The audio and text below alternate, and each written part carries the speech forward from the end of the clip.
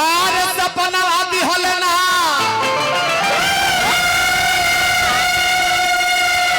हो राजा जी सपना दिहले ना करतिया अरे सुतला हो भवनवा हरि सपना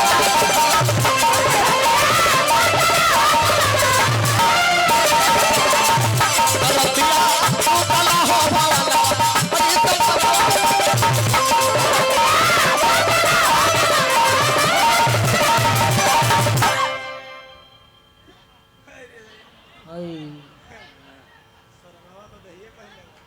ए लड़की वो मोहल्ला से नहीं आओ पियकड़ मोहल्ला छोड़ इन्हें रह चुहाड़ मोहल्ला है नहीं उन्हें सब इंसान मोहल्ला है तनी मनी कभी कभी पी लेते हैं लोग गलती नहीं करते हैं बड़े लोग पीते हैं इधर चुहाड़ लोग नहीं पीते हैं ये बेचारी जे बोल रहे हो हम चुहाड़ हैं हाँ जीजा ही हो ना बड़का पाहुन बोल अच्छा बड़का चुहाड़ जीजा ही हो अब बगल वाला ललका कुर्ता वाला छोटका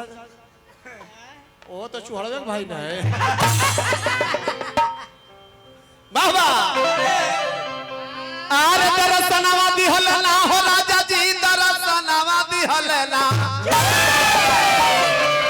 अब बोल ले अरे बबुआ से हो बचनवा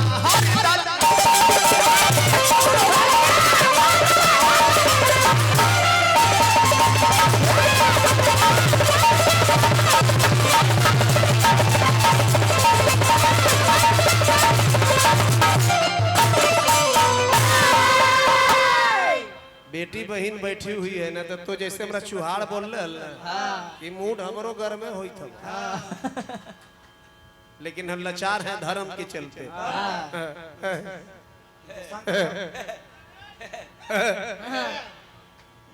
है मेरे मुझे है ना बड़ा मुस्का है रे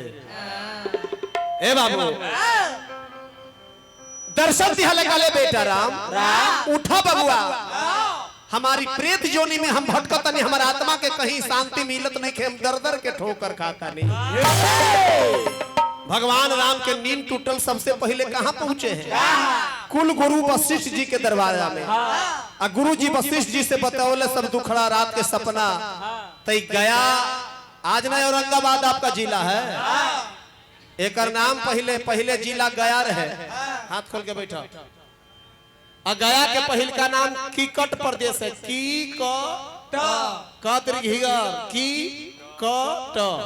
कीकट प्रदेश ये तो गैसुर असुर जो हुए राक्षस उनके चलते ही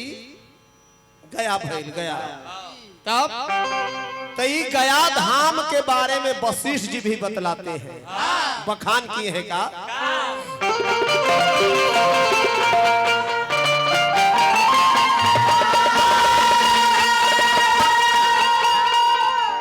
कि गया कहाँ बोल रहे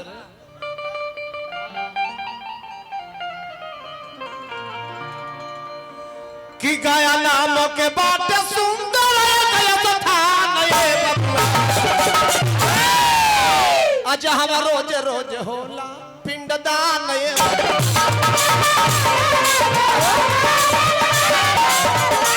कहला रोज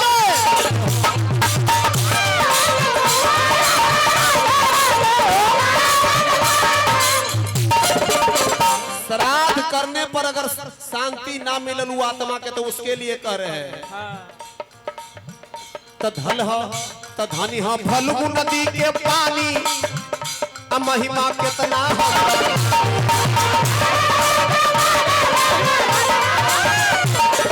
फल्गु नदी के पानी महिमा कितना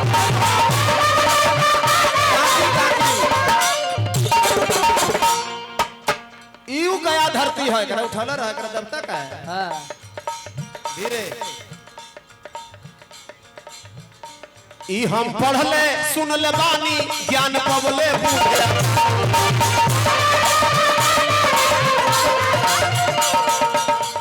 ई हम पढ़ले सुनले बानी ज्ञान पवले महात्मा बुद्ध आ ज्ञानी। ये जब पिंडदान करने से क्या होता है?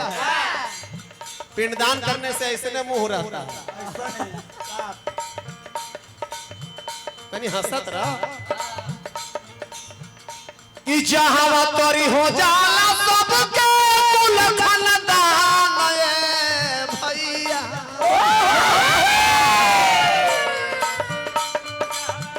कि जहां तोरी जाला सबके कुल खानदान अब वही जा रोजे रोजे होला पिंड